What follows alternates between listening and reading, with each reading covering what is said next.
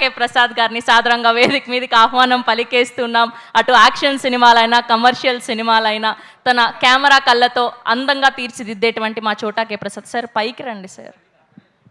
High voltage అంటే అనిల్ రావుపూడి అమ్మా, చోటగా నాయుడు కాదు కదా. అవునా కదా? అవునంటే వస్తా, లేదా రాను. ఎస్.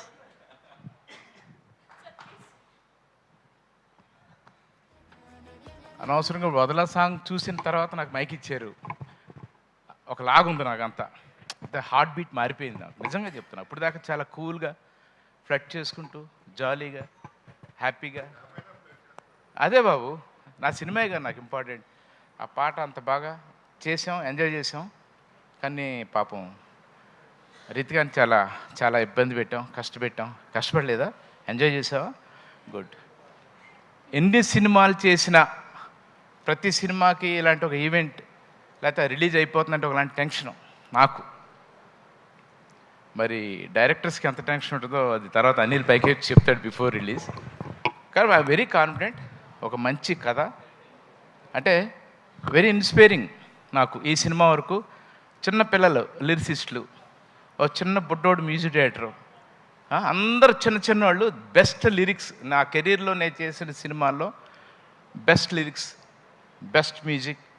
ఓకే, ఇలాంటి ఒక ఎగ్జైట్మెంట్ నాకు ఈ సినిమా. నాకు బాగా థ్రిల్లర్స్ అంటే చాలా ఇష్టం.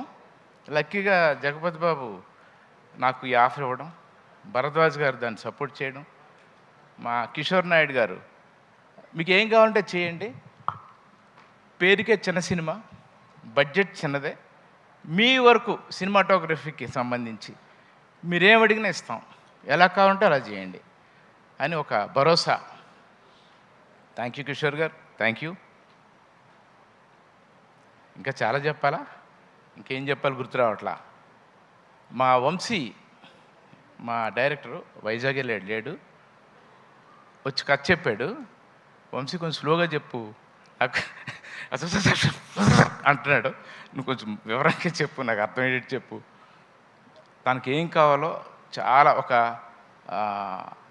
అంటే సబ్మిసివ్గా, నెమ్మదిగా, అడౌట్ చేయకుండా తనకి ఏం కావాలో అది నా చేత చేయించుకున్నాడు.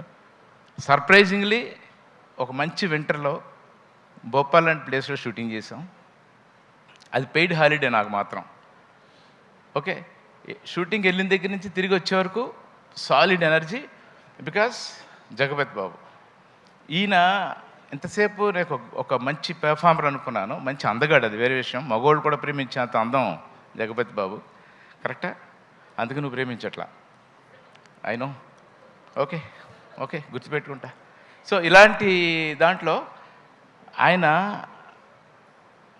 షూటింగ్, ఆయన పోర్షన్ అయిపోయినా కూడా ఆయన వెనకాలండి, అంటే ఆ కథలో ఆయన ఇన్వాల్వ్మెంట్, తర్వాత ఎడిటింగ్ రూమ్లో ఆయన ఇన్వాల్వ్మెంట్.